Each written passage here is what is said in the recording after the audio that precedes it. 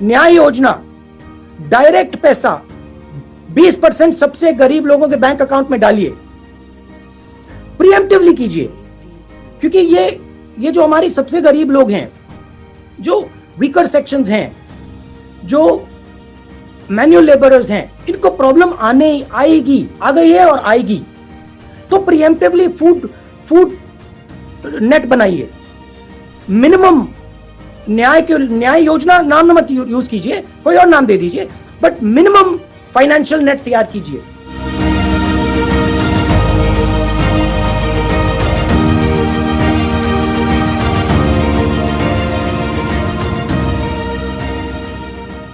नमस्कार, मैं हूं सुबोध हरिद्वाल और आप देख रहे हैं जनता तो सवाल करेगी।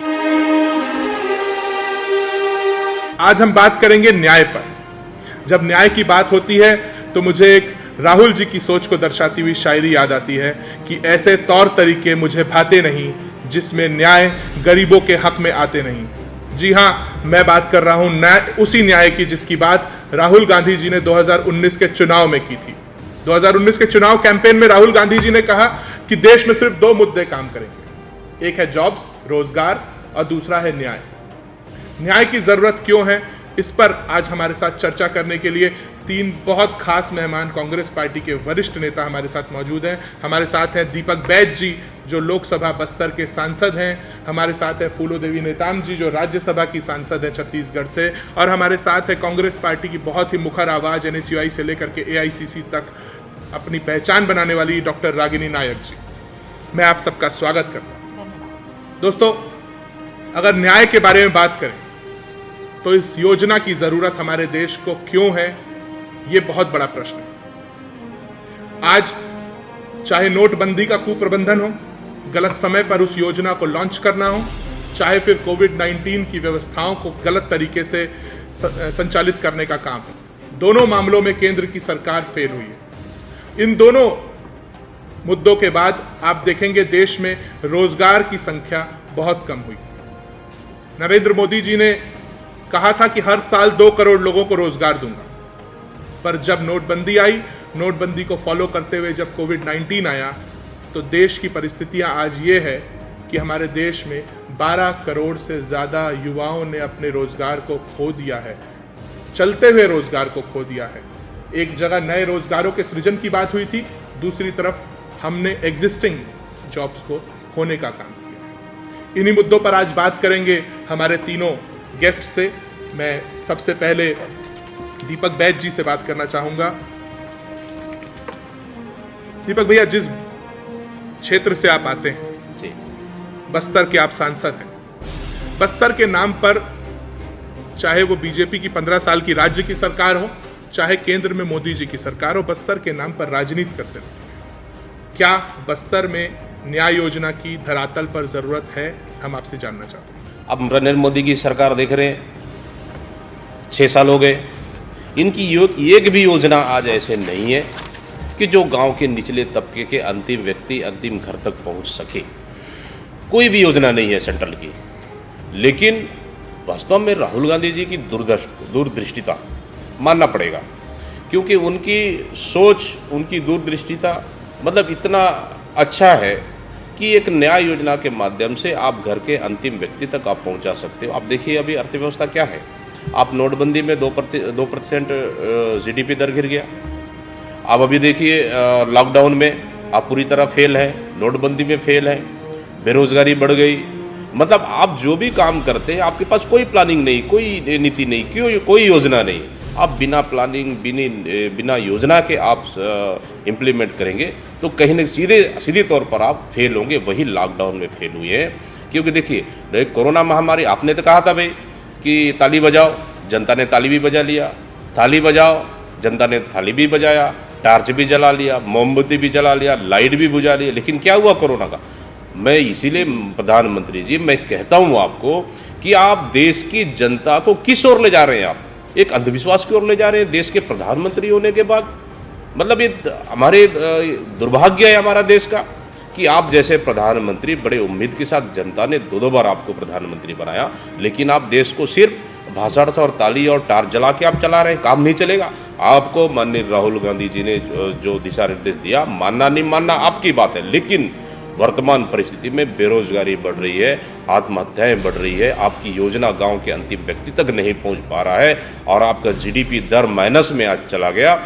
इन परिस्थितियों को देखते हुए निश्चित रूप से अगर देश को आर्थिक रूप से अगर मजबूत करना है, गरीबों को उठाना है, तो आपको निश्चित रूप से गरीब न्याय योजना के माध्यम से उनके खातों में पैसा जमा करना पड़ेगा और ट्रांसफ़र करना पड़ेगा, ताकि वो सक्षम हो, हमारी देश की जनता सक्षम हो। अगर हमारे पास पैसे जाएगी उनके खातों में, निश्चित रूप से उनके पैसे मार्केट में फ्लो होगा और कहीं ना कहीं हमारे जो आर्थिक विकास दर उस पर कहीं ना कहीं मजबूती आएगी।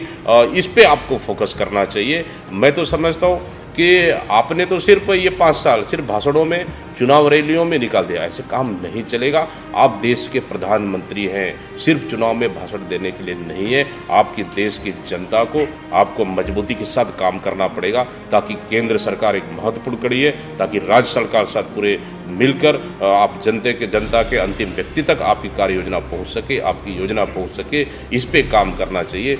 मैडम, आपसे सवाल है कि आदिवासी क्षेत्रों की बात की जाए तो वहाँ क्या समस्या है, शिक्षा का क्या अभाव है, इसके साथ ही क्या हमारी प्रदेश की न्याय योजना वहाँ धरातल पर पहुँच चुकी है और क्या हमें केंद्र से न्याय की ज़रूरत आदिवासी क्षेत्रों में है, इस पर आपके विचार जानना चाहते हैं।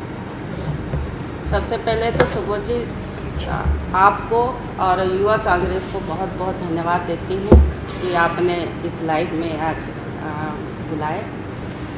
और आपका क्वेश्चन है कि सुदूर अंचल में, आदिवासी इलाका में शिक्षा का कितना अभाव है। मैं आपको बता देना चाहती हूँ, कांग्रेस की सरकार में, आदरणीय मनमोहन जी की सरकार में, छोटे छोटे गांव इलाके में आंगनबाड़ी केंद्र खोला गया, प्राथमिक शाला, फिर मिडिल स्कूल, फिर हाई स्कूल, फिर हायर सेकेंडरी, फिर कॉलेज तक पहुँचे। पर भौगोलिक दृष्टिकोण से वहाँ के गांव बसाहट बहुत दूर दूर में है, जो ख़ास तौर पर बच्चियों को बहुत दिक्कत होती है।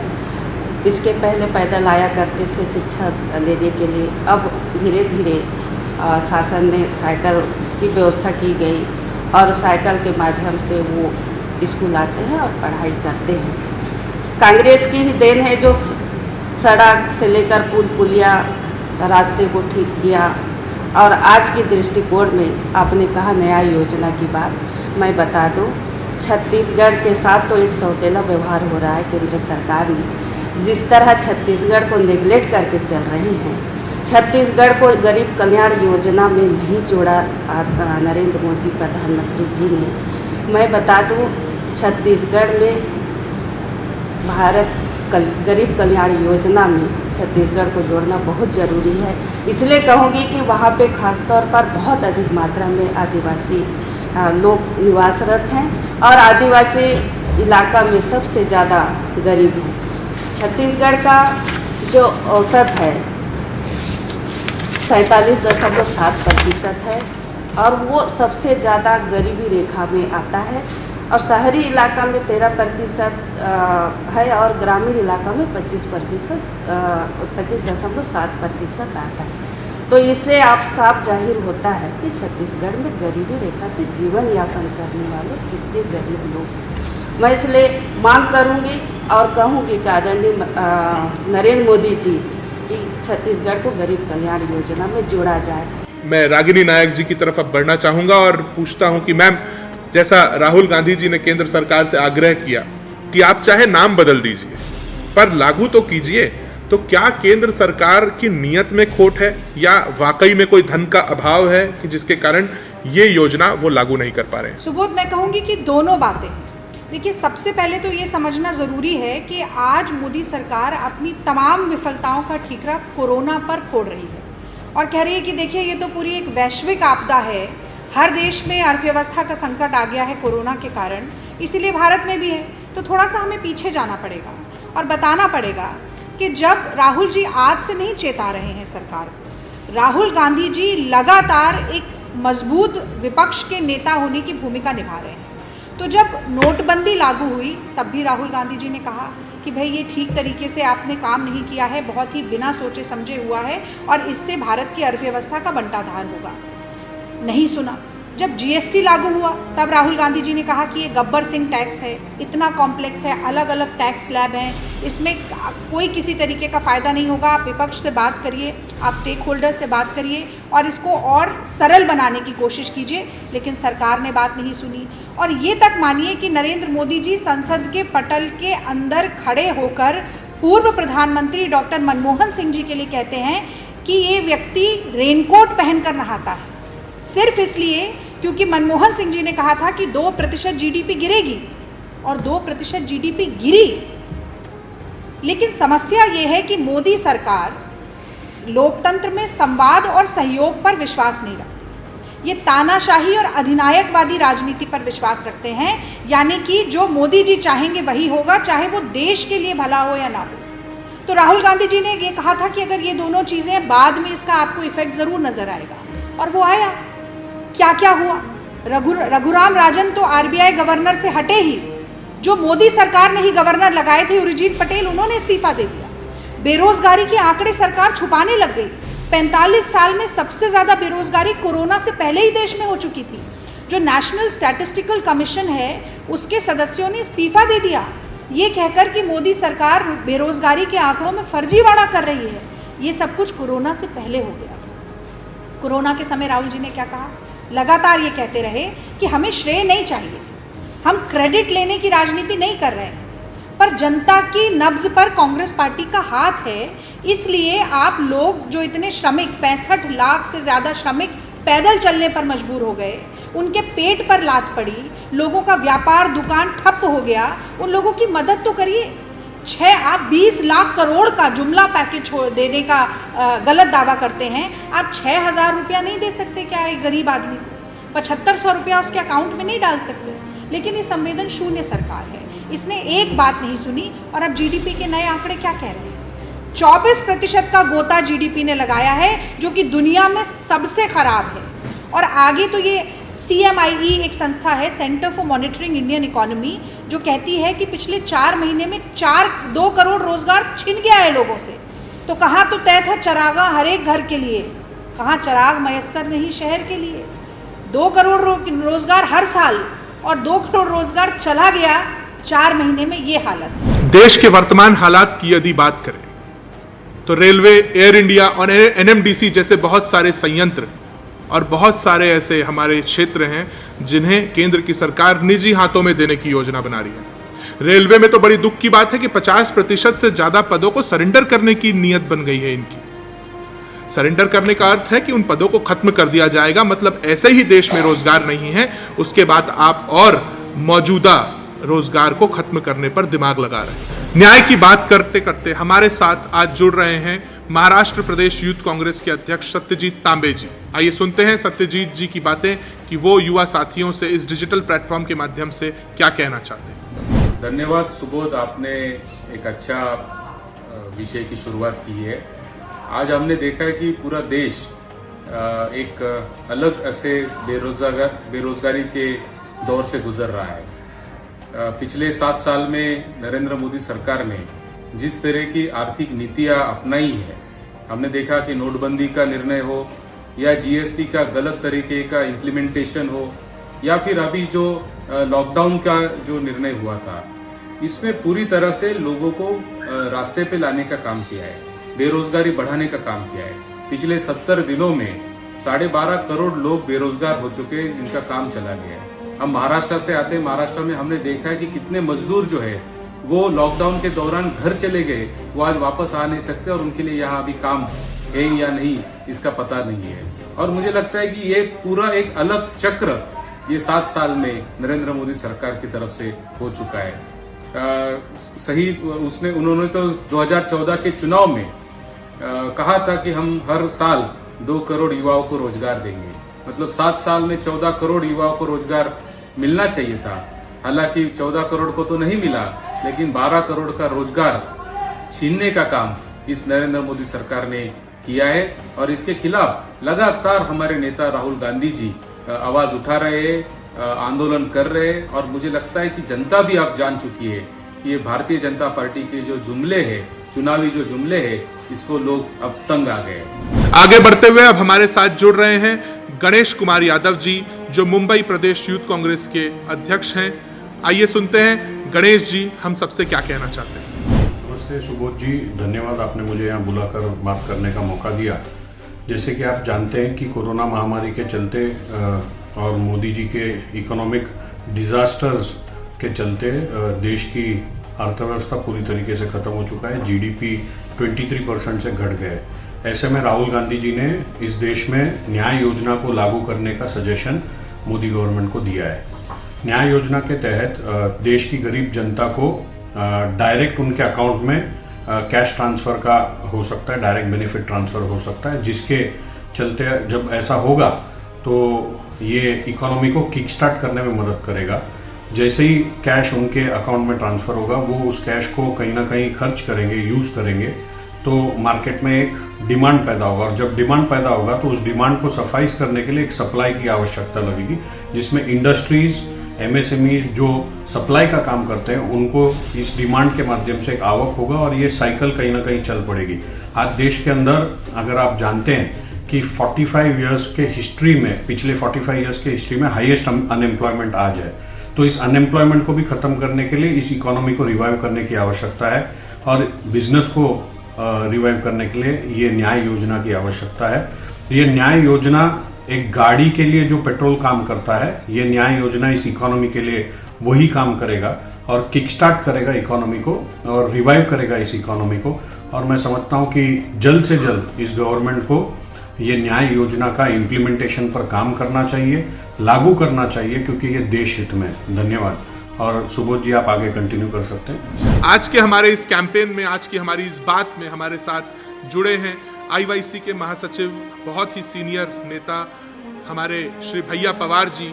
आइए सुनते हैं भैया पवार जी की बातें कि वो हम सब युवाओं से क्या कहना चाहते हैं। वैसे देखा जाए तो मोदी जी से किसी भी न्याय की उम्मीद रखना समाज के किसी भी वर्ग ने, ये तो हास्यास्पद बात है। जिस तरीके से उन्होंने समाज के अलग अलग वर्गों के साथ में उनकी जिंदगी को बदहाली तरफ ले जाने का काम किया, अपने अपरिपक्व और जिम्मेदाराना फैसलों की वजह से।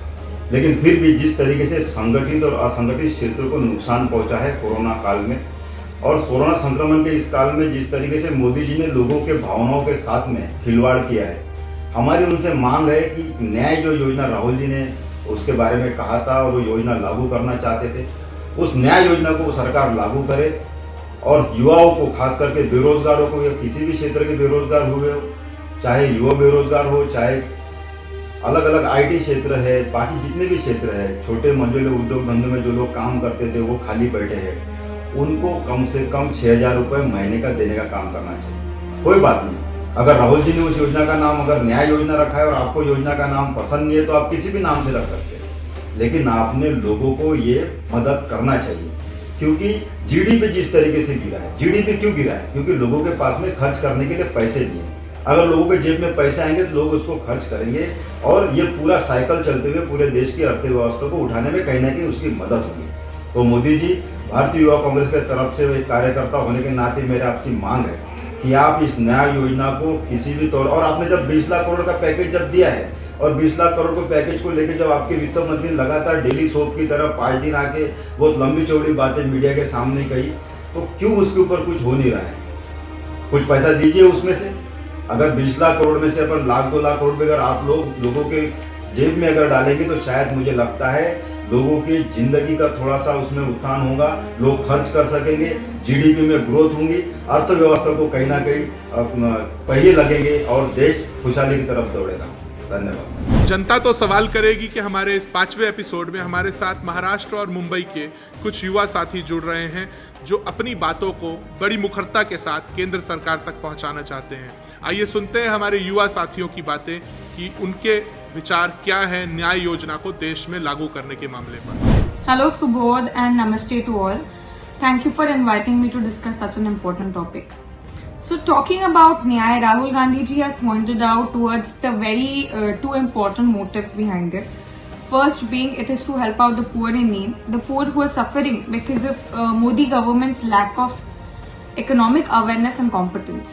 And secondly, after demonetization and the current situation of coronavirus, which the government has miserably failed to tackle, the unemployment rate is increasing.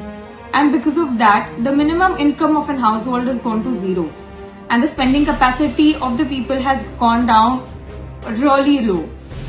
And so as to tackle the current situation, it is very important that the money flows back into the economy. And for that, the only way is Nyay. Through Nyay, the government should give 6,000 rupees to the poor and the unemployed, so that they develop some spending capacity, and only then the economy can be saved. So that's all I would like to say. Thank you for inviting me. नमस्कार। जैसा कि आप सभी जानते हैं कि देश में अर्थव्यवस्था आज अपने सबसे निचले स्तर पर पहुंच चुकी है। लोगों के पास पर्याप्त मात्रा में खाने के लिए राशन तक उपलब्ध नहीं है, उनके पास रोजगार तक नहीं है। कोविड जैसी महामारी ने उनका सब कुछ छीन लिया है। इस विषम परिस्थिति में भारत सरकार से मेरा यही आग्रह है कि उनके जीवन स्तर को उठाने के लिए, उनको आत्मनिर्भर बनाने के लिए उनको न्याय योजना जैसी एक योजना की ज़रूरत है, जिसमें उनको डायरेक्ट कैश बेनिफिट ट्रांसफ़र मिले। मेरा भारत सरकार से यही अनुरोध है कि वह प्रत्येक गरीब मजदूर के अकाउंट में 6,000 रुपये प्रति माह डायरेक्ट कैश ट्रांसफ़र करें। मजदूरों को जो शहरों से गांव में चले गए हैं, जिनके पास रोजगार नहीं है, उनको मनरेगा के तहत कम से कम 200 दिन का काम दिया जाए। जिस प्रकार छत्तीसगढ़ की सरकार ने न्याय योजना के तहत 19 लाख किसानों की मदद की है, 5700 crore direct cash benefit transfer दिया है किसानों को, उसी प्रकार मेरा अनुरोध है भारत सरकार से कि इस तरह की न्याय योजना लाए, जिससे कि आम जनता इस कोविड महामारी में राहत की सांस ले और उनका जीवन स्तर सुधरे। जय हिंद, जय भारत। धन्यवाद सुबोध जी। न्याय योजना के तहत मेरी ये राय है कि न्याय योजना एक ऐसी क्रांतिकारी योजना है जो हमारे भविष्य के लिए बहुत महत्वपूर्ण होगी। महीना 6,000 मिलने से जो आर्थिक दुर्बल परिवार है उनको सरल हाथ से मदद होगी, जो अपनी ज़रूरतें पूरा करने के लिए आगे आएंगे। और हमारी आज की देश की आर्थिक स्थिति जो है, जो आर्थिक स्थिति जहाँ पे हमारे आर्थिक दुर्बल परिवार शामिल नहीं हो पा रहे हैं, वो अपनी ज़रूरतें पूरा करने के लिए आगे आएंगे। राशन से लेके दवाइयों तक वो अपनी ज़रूरतें पूरा करेंगे। इतना ही नहीं, जो दुर्बल परिवार अपने पिछड़ जा रहे हैं, जो पीछे पड़ रहे हैं, उनको भी हम आर्थिक स्थिति की सुधार लाने में बहुत ही प्रयास कर सकते हैं। इतना ही नहीं, जो हमारे देश के युवा है, जो हमारे देश का भविष्य है, वो भी आर्थिक स्थिति के कारण मेरिट होने के बावजूद भी कहीं दूर जाके, जहाँ पे उनको मेरिट के ऊपर बहुत ही अच्छा उनको भविष्य दिख रहा है, लेकिन वहाँ तक जाकर वो अपनी नौकरी नहीं कर पा रहे। आर्थिक स्थिति के कारण जो युवा हमारा देश का भविष्य है वो अंधेरे में जा रहा है। इसके लिए हम उनके साथ खड़ा हो सकते हैं, उनको भविष्य दिखा सकते हैं। आर्थिक स्थिति ये बहुत ही महत्वपूर्ण होती है, कोई भी एक व्यक्ति हो या फिर एक परिवार। और न्याय योजना के तहत हम किसी का भी भविष्य उज्जवल कर सकते हैं, या फिर वो एक व्यक्ति हो या फिर उसका परिवार हो। इसीलिए न्याय योजना ये बहुत ही महत्वपूर्ण योजना होती है, और न्याय योजना इसीलिए देश के भविष्य के लिए बहुत ही जरूरी है, ऐसी मेरी राय है। नमस्कार, मैं बालाजी गाड़े यूथ कांग्रेस और हमारे राष्ट्रीय प्रवक्ता सुबोध जी का धन्यवाद करता हूं कि मुझे यहां पे अपने विचार रखने का और बोलने का अवसर दिया।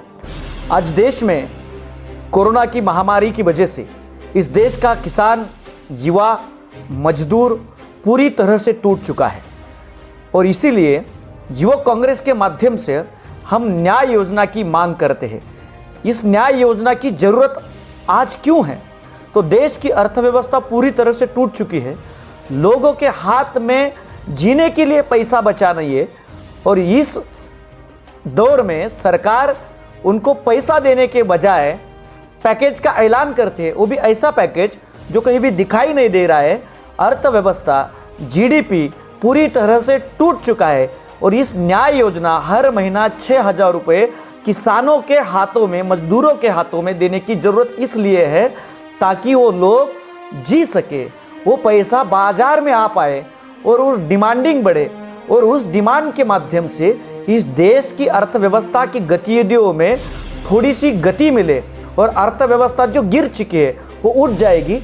इसलिए इस न्याय योजना की ज़रूरत है। इसलिए युवक कांग्रेस के माध्यम से हम न्याय योजना की मांग करते हैं और केंद्र सरकार लोगों को जुमले बेचने की वजह से, लोगों को गुमराह करने की वजह, अगर इस न्याय योजना के ऊपर काम करके लोगों को जिंदा रखना चाहती है तो हम मांग करते हैं कि नरेंद्र मोदी जी आप थोड़ा सा मुखड़ा हटा दीजिएगा, थोड़ी सी नींद खोल दीजिए और देखिए देश में लोग भूखे हैं, किसान मर रहा है, युवा बेरोजगार है और जो नौकरी पे है वो भी छूट रहे हैं। और इसीलिए अगर देश की अर्थव्यवस्था को बचाना है, अगर देश को जिंदा रखना है तो न्याय व्यवस्था को इस देश में लागू करना पड़ेगा।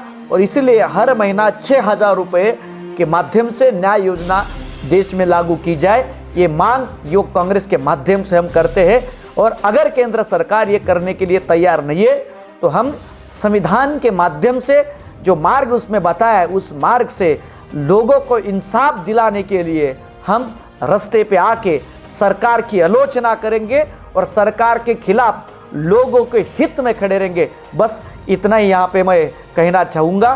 फिर से मैं युवक कांग्रेस का आभार व्यक्त करता हूँ और मैं बालाजी गाड़े यहाँ पे आपका विदा लेता हूँ। धन्यवाद। इन सब के वजह से हमारे देश में गरीबी, भुखमरी और लाचारी के हालात हैं। तो यदि ये केंद्र की सरकार वाकई में गरीबों की हितैषी है और उनका भला चाहती है, उनकी तरक्की देखना चाहती है, तो हमारी मांग है कि न्याय लागू होना चाहिए।